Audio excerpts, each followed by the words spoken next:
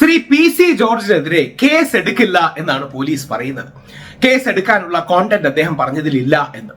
Shri PC George sir വീണ്ടും അറസ്റ്റിലാവില്ല എന്ന് കേട്ട് എനിക്ക് ആശ്വാസമുണ്ട്. കാര്യം അദ്ദേഹത്തെ ഇഷ്ടപ്പെടുന്ന ഒരു വ്യക്തിയാണ്. എന്നാൽ അദ്ദേഹം പറയുന്നതിനെ വിനയപുരസരം, ബഹുമാന പുരസരം, ആ നിലപാടിനോട് എതിർ നിലപാടുള്ള അല്ലെങ്കിൽ വിരുദ്ധ നിലപാടുള്ള ഒരു വ്യക്തിയാണ് ഞാൻ. PC ജോർജ് സാർ എന്നെ 2 ദിവസം മുമ്പ് വിളിക്കുകയുണ്ടായി. എനിക്ക് PC ജോർജ് പുതിയ നമ്പറായിരുന്നു, അതുകൊണ്ട് എനിക്ക് അദ്ദേഹം വന്ന് ആദ്യം മനസ്സിലായില്ല. പിന്നീട് ഞാൻ അദ്ദേഹം വളരെ അദ്ദേഹത്തിന്റെ ഭാഗത്തു നിന്നുള്ള നിലപാടുകൾ അദ്ദേഹം പറയാനൊരുങ്ങി. ഞാൻ അദ്ദേഹത്തോട് അഭ്യർത്ഥിച്ചുകൊണ്ട് ഞാനൊരു പേപ്പറും പേനയും എടുത്ത് തിരിച്ചു വിളിക്കാമെന്ന് പറഞ്ഞു. അദ്ദേഹം പറയുന്ന പോയിന്റ്സ് നോട്ട് ചെയ്യാൻ. അദ്ദേഹം പറയുന്ന പോയിന്റ്സ് നോട്ട് ചെയ്യുകയും അദ്ദേഹം എന്നോട് നടത്തിയ സംഭാഷണം അദ്ദേഹത്തിന്റെ അനുമതിയോടുകൂടി റെക്കോർഡ് ചെയ്യുകയും അത് വെളിയിൽ കൊടുത്തോട്ടെ, യൂട്യൂബിലടക്കം ഇട്ടോട്ടെ എന്ന് ചോദിച്ചപ്പോൾ ഇട്ടോളൂ എന്ന് പറഞ്ഞതുകൊണ്ടാണ് ഈ സംഭാഷണം നിങ്ങൾക്ക് മുമ്പിൽ അവതരിപ്പിക്കുന്നത്. PC ജോർജ് സാറുമായിട്ടുള്ള സംഭാഷണം കേൾക്കുക. അതിനു മുമ്പ് ഒരു കാര്യം കൂടി, ശ്രീ PC ജോർജ് സാറിനെ അധിക്ഷേപിക്കുന്നത് കൊണ്ടോ ഷോണിനെ അപമാനിക്കുന്നതുകൊണ്ടോ പാർവതി അല്ലെങ്കിൽ ഷോണിന്റെ വൈഫിനെ അടക്കം അവരുടെ കുടുംബത്തെ ചീത്ത വിളിക്കുന്നതുകൊണ്ട് കാര്യമില്ല. വളരെ സ്നേഹത്തോടെ ബഹുമാനത്തോടെ പരസ്പരം സമ്മതിച്ച് ഇതൊരു സംവാദമായി കണ്ട് സമ്മതിച്ചു മുമ്പോട്ട് പോവുകയാണ് വേണ്ടത്. മുസ്ലിം സഹോദരന്മാർക്ക് ഈ 400 പേര് ലവ് ജിഹാദിൽ പെട്ടു എന്നൊക്കെ പറഞ്ഞ് അവരുടെ സമുദായത്തെ മുൾമുനയിൽ നിർത്തുന്നത് വിഷമകരമാണെന്ന് അറിയാം. അറിഞ്ഞുകൊണ്ട് തന്നെയാണ് ഞാൻ പറയുന്നത്. ഇതൊരു സങ്കീർണമായ വിഷയമാണ്. നമുക്ക് വേണ്ടത് സ്നേഹത്തിന്റെ ഭാഷയിലുള്ള സംഭാഷണങ്ങളാണ്, സംവാദമൊന്നും പോലും പറയില്ല. അതേപോലെ ജോർജ് സാറുമായിട്ടുള്ള ഒരു സ്നേഹ സംഭാഷണമാണ് ഞാൻ കൊടുക്കുന്നത്. എന്തുകൊണ്ടാണ് സ്നേഹ സംഭാഷണം എന്ന് പറയുന്നത്? ഭംഗിക്ക് വേണ്ടിയല്ല. എന്നെയൊക്കെ ആരും സപ്പോർട്ട് ചെയ്യാനില്ലാത്ത കാലത്ത് PC ജോർജ് സാറാണ് സപ്പോർട്ട് ചെയ്തത് ശബരിമല പ്രക്ഷോഭത്തിന്. അദ്ദേഹത്തിന്റെ മകൻ ഷോൺ എടുത്തതിന്റെ അത്ര എഫേർട്ട് വേറൊരു ഹിന്ദു പോലും എടുത്തു കാണില്ല. ശബരിമല പ്രക്ഷോഭത്തിന് വേണ്ടി ഷോൺ എടുത്ത അത്രയും ബുദ്ധിമുട്ട് ഷോണിന്റെ പേര് എവിടെയും വന്നിട്ടില്ല. പേര് വരരുതെന്ന് ഷോണിന് നിർബന്ധം ഉണ്ടായിരുന്നു. അതുകൊണ്ടാണ് ഷോണിനെ വേദിയിൽ വിളിച്ചൊന്ന് കയറാൻ പറഞ്ഞിട്ട് ഷോൺ കയറിയിട്ട് പോലുമില്ല. അങ്ങനെ നന്മയുണ്ട്. എന്നാൽ ജോർജ് സാർ ഈ പറയുന്ന നിലപാടുകളോട് എനിക്ക് ബഹുമാന പുരസ്സരമുള്ള വിയോജിപ്പുണ്ട്. ഞാനത് അദ്ദേഹത്തോട് നേരിട്ട് പറയുന്നുണ്ട്. എന്നിട്ട് ക്രിസ്ത്യൻ ഹിന്ദു സമുദായങ്ങളിലെ ഫെർട്ടിലിറ്റി റേറ്റ് ആണ്, ജനന നിരക്കാണ് യഥാർത്ഥ പ്രശ്നം എന്ന് അദ്ദേഹത്തോട് ചൂണ്ടിക്കാട്ടുന്നുണ്ട്. അതാണ് സത്യവും. അതായത് ഹിന്ദു ക്രിസ്ത്യൻ ജനവിഭാഗങ്ങളുടെ പോപ്പുലേഷൻ കുറയുന്നുണ്ട്. പത്തനംതിട്ട തകർന്നുകൊണ്ടിരിക്കുകയാണ്. മലപ്പുറത്തിന് ഒരു പ്രശ്നവുമില്ല. ഈ തിരിച്ചറിവ് നമ്മൾ എല്ലാവരിലേക്കും കൊടുക്കണം. ഞാൻ പറയുന്നത് ഗവൺമെന്റ് കണക്ക് വെച്ചാണ്, ചുമ്മാ കയ്യിൽ നിന്നെടുത്ത് പറയുന്ന കണക്കല്ല, ഗവൺമെന്റ് കണക്ക് വെച്ചാണ്. അതുകൊണ്ട് PC ജോർജ് സാറിന്റെ ആയിട്ടുള്ള സംഭാഷണം കേൾക്കുക, ഓർക്കുക. PC ജോർജിനെ ചീത്ത വിളിക്കുന്ന ഓരോ ചീത്തയും നമ്മുടെ സമൂഹത്തിന്റെ പരസ്പരമുള്ള ഐക്യത്തിന് വിഘാതമാണ്. യഥാർത്ഥത്തിൽ PC ജോർജ് സാറിനെ ഒരു ഇഫ്താർ സമ്മേളനത്തിനടക്കം ഗസ്റ്റായി വിളിക്കുകയാണ് വേണ്ടത്. കാര്യം പല മുസ്ലിം സഹോദരന്മാരും IPCയും ഭരണഘടനയും ഉപയോഗിച്ചാണ് PC ജോർജിനെ നേരിടാൻ ആഗ്രഹിക്കുന്നത്.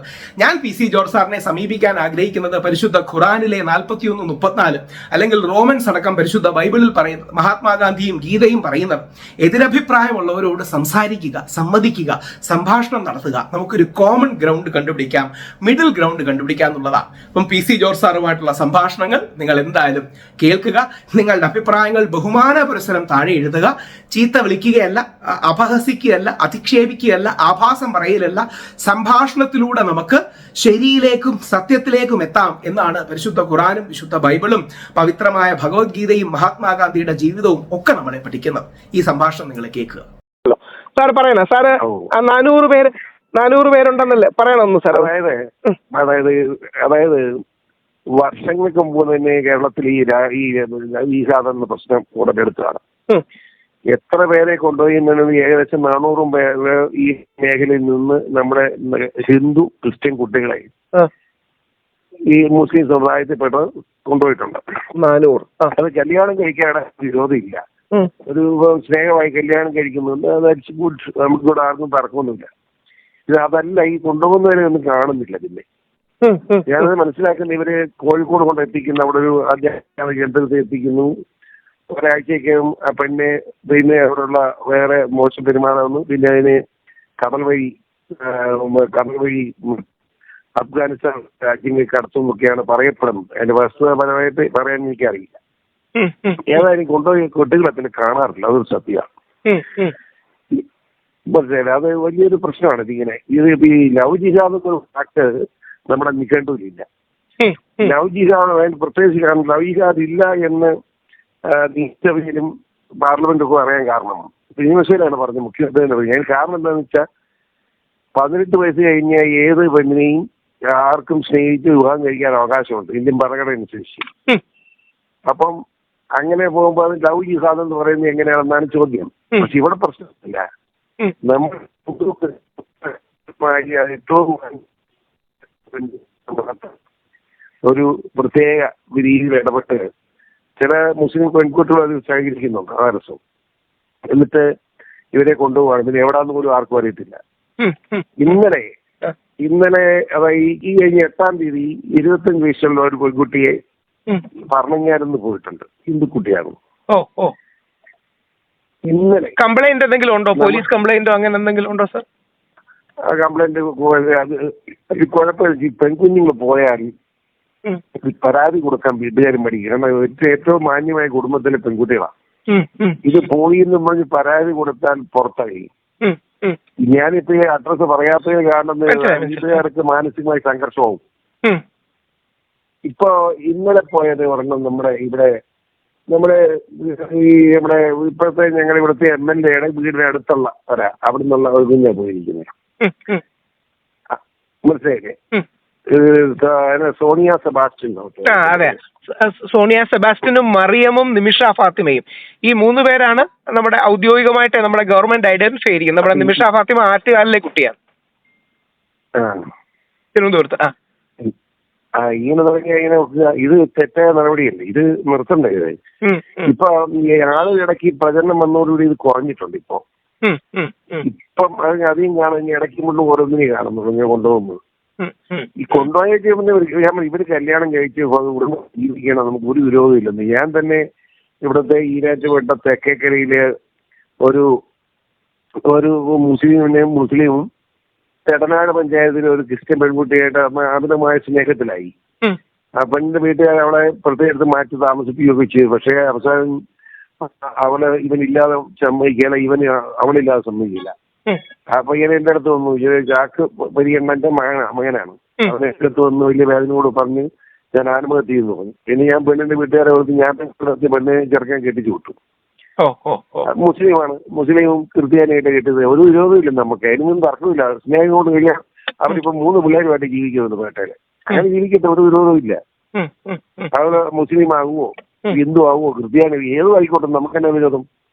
ചെറുക്കൻ മുസ്ലിംമാർ ക്രിസ്ത്യാനി ആയാലും കുഴപ്പമൊന്നുമില്ല, പെണ്ണ് മാറി ക്രിസ്ത്യാനി മാറി മുസ്ലിം ആയാലും തെറ്റൊന്നുമില്ല. ഏതായാലും ചെറുക്കന്റെ സമുദായത്തിലേക്ക് പോവാണ് നല്ലത്. കാരണം എന്താണെന്ന് ചോദിച്ചാൽ ജീവിതം ഭദ്രമാണ്, അത് തന്നെയാണ് നല്ലത്. നമ്മുടെ ഇവിടുത്തെ പുരുഷനും സ്ത്രീയും തുല്യമാണെന്നൊക്കെ പറഞ്ഞാലും നമുക്കറിയാമല്ലോ അതിന് സത്യം. എപ്പോഴും പുരുഷനൊരു വിലയുണ്ട്, അത് നിശ്ചയിച്ചിട്ടൊന്നും കാര്യമില്ല. ഇതാണ് സത്യം. ഞാൻ ഒരു കാര്യം ഒരു ഇൻപുട്ട് പറഞ്ഞോട്ടെ സാർ. സാറിന്റെ ഇതിലെ 2 കാര്യം വളരെ പ്രസക്തമാണ്. ഞാനത് പല TV-യിലും ഒക്കെ പറഞ്ഞു. അതായത് നമ്മുടെ ഹിന്ദു ക്രിസ്ത്യൻ പിള്ളേരുടെ കല്യാണം വളരെ ലേറ്റ് ആവുന്നുണ്ട്. അപ്പം ഒരു സെക്കൻഡ്.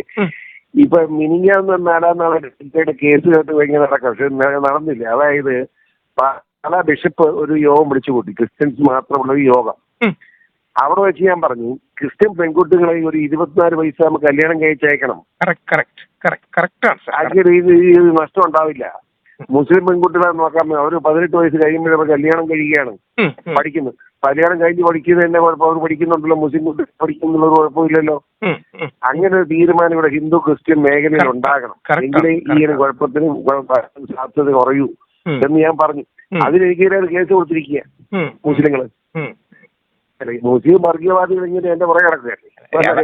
അവർക്ക് എന്താ പറയുക സാർ, ഈ ലവ് ജിഹാദ് എന്ന വാക്കൊക്കെ വരുമ്പോഴേ അവരുടെ ഇടയിൽ ഒരു ഇൻസെക്യൂരിറ്റിയാണ്. അവർക്കറിയാലോ ഒരുപാട് മുസ്ലിം സമൂഹത്തിനെതിരെ ഒരു ഇതുള്ളതുകൊണ്ട് അവർക്ക് ഓൾറെഡി വളരെ സെൻസിറ്റീവ് ആണ്. സാറിനോട് ഒരു കാര്യം കൂടെ ഞാൻ സൂചിപ്പിച്ചോട്ടെ സാർ.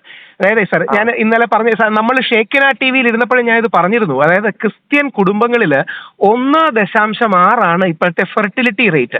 അതായത് ഒരു അമ്മച്ചിയുടെ വയറ്റിൽ ഗവൺമെന്റ് കണക്ക് പ്രകാരമാണ്, ഇത് മോദി ഗവൺമെന്റും പിണറായി ഗവൺമെന്റും എടുക്കുന്ന കണക്കാണ് ഞാൻ പറയുന്നത്, 1.6 to 1.8 ആണ്. നമ്മുടെ ഹിന്ദുക്കളിൽ അത് 1.1 to 1.3 സവർണ നായന്മാരിൽ പിന്നെയും കുറവാണ്, 1.1 റേഞ്ചേ ഉള്ളൂ. അപ്പം മുസ്ലിങ്ങളിൽ അത് 2.7 അല്ലെങ്കിൽ 2.5 അപ്പൊ യഥാർത്ഥത്തിൽ നമ്മുടെ ജനസംഖ്യ ഈ 2 താഴെ ആയതുകൊണ്ട്, ഒരു അമ്മച്ചിയുടെയും അമ്മയുടെയും വയറ്റിൽ 2 കുട്ടികൾ ജനിക്കുന്ന താഴെ ആയതുകൊണ്ട് ഭയങ്കരമായിട്ട് കുറയുന്നുണ്ട്. അപ്പൊ ഈ പോയിന്റ് പലപ്പോഴും ആരും പഠിച്ചു പോകും. ഈ മുസ്ലിങ്ങളെ ഇപ്പൊ കണക്ക് തരാത്ത കാര്യമുണ്ട്. ഈ ക്രിസ്ത്യൻ ഹിന്ദു കുടുംബങ്ങളിൽ ഒരു കല്യാണം കഴിച്ച് 1 അല്ലെങ്കിൽ 2 പിള്ളേർ തീർന്നു. ഇതാ പ്രശ്നം. മുസ്ലിം അതല്ല, അവന് 4 പെട്ടി കേട്ടാ വളരെ കുറവാണ്. അത് പണ്ടായിരുന്നു. ഈ കുറവാന്നൊരു പറച്ചിലും ഉണ്ട്. ഒരു കുടുംബത്തിൽ 4-5 പിള്ളേരെ. അപ്പം അതായത് ഹിന്ദുവും ക്രിസ്ത്യാനിയും 2 പിള്ളേരുടെ ഒരാള് 2 പിള്ളേരുടെ അപ്പനാകുമ്പം മുസ്ലിം ഒരു 20 പിള്ളേരുടെ അപ്പനാകും ഒരാൾ, അല്ലെങ്കിൽ 15 പിള്ളേരുടെ. അതാണ് പ്രശ്നം. ഞാൻ ഒരു കാര്യം പറയാം, പ്രത്യേകിച്ചും മറ്റേ ആ ഭാഗത്തായോണ്ട് സാർ കുമ്പനാടിന്റെ വിഷയമൊക്കെ ശ്രദ്ധിച്ചിട്ടുണ്ടോ എന്ന് അറിയില്ല. ഈ കുമ്പനാടൊക്കെ ഈ പ്രേത നഗരമായി മാറുകയാണെന്ന് BBC റിപ്പോർട്ട് ചെയ്തിട്ടുണ്ട്. അതായത് നമ്മുടെ തിരുവിതാംകൂർ ഭാഗത്ത് ഹിന്ദു ക്രിസ്ത്യൻ ജനവിഭാഗമുള്ള ഭാഗത്ത് കുട്ടികൾ ഭയങ്കരമായി കുറയുകയാണ്. പക്ഷെ എനിക്ക് തോന്നിയ ഒരു കാര്യമേ സാർ, നമ്മള് ഈ മുസ്ലിം സമൂഹത്തെ പറയാതെ നമ്മുടെ ഈ ഹിന്ദു ക്രിസ്ത്യൻ പ്രശ്നങ്ങളൊന്ന് ഹൈലൈറ്റ് ചെയ്താലേ കുറെ കൂടെ നമ്മുടെ ആൾക്കാർ കേൾക്കും. ഇല്ലെങ്കിൽ എന്ത് പറ്റുമെന്ന് പറഞ്ഞാൽ ഭയങ്കരമായിട്ട് ഫോക്കസ് മാറും. ഞാനിപ്പോ ഓരോ കല്യാണത്തിന് എന്നാൽ ചെറുക്കനും പെണ്ണും പറയാറുണ്ട്, ഒരു 4 പിള്ളേര് വേണം നിർബന്ധം പറഞ്ഞോണ്ടിരിക്കുക. ഞാൻ തന്നെ നേരിട്ട് പറഞ്ഞു. ഇപ്പൊ നമ്മുടെ സർസംഘചാലകം പറഞ്ഞല്ലോ 2-3 കുട്ടികളെങ്കിലും എല്ലാ കുടുംബത്തിലും വേണം. അതാണ് സാർ ഇപ്പൊ എന്റെ ഒരു എക്സ്പീരിയൻസ് സാർ, എന്റെ പേഴ്സണൽ എനിക്ക് ഒരു മോനുണ്ടായത് 7 വർഷത്തിന് ശേഷമാണ്. കാര്യം കുട്ടി വേണ്ടാന്നൊരു ചിന്തയായിരുന്നു ആദ്യം, പിന്നീടാണ് അതിന്റെ പ്രാധാന്യമൊക്കെ മനസ്സിലാക്കുന്നത്. അതെ എനിക്ക് 2 പിള്ളേരുണ്ട് സാർ. ഇതാണ് അതിന്റെ ഒരു ആംഗിൾ. അപ്പം സാറിന്റെ ഞാൻ എല്ലാ ഇതിലും പറയാറുണ്ട് സാർ, ശബരിമല പ്രക്ഷോഭത്തിലൊക്കെ സാറാണ് നായകനായി നിന്നത്. ഷോണിന്റെ സാറിന്റെ ഒക്കെ ത്യാഗമൊക്കെ ഭയങ്കരമായിട്ട് ഞാൻ ഹൈലൈറ്റ് ചെയ്യാറുണ്ട്. ഇതാണ് സാർ. അത് ഞാൻ ഒരു കാര്യം കൂടി ചോദിച്ചോട്ടെ, സാറിന്റെ ഈ പോയിന്റ് ഓഫ് വ്യൂ ഞാൻ ഒന്ന് കൊടുത്തോട്ടെ, ഇങ്ങനെ ഒന്ന് എടുത്ത് കൊടുത്തോട്ടെ, കുഴപ്പമില്ല. ഞാൻ ഇപ്പം ഡൽഹിയില്ല സാർ, വരുമ്പോൾ ഞാൻ വന്ന് കണ്ടോളാം. Thank U.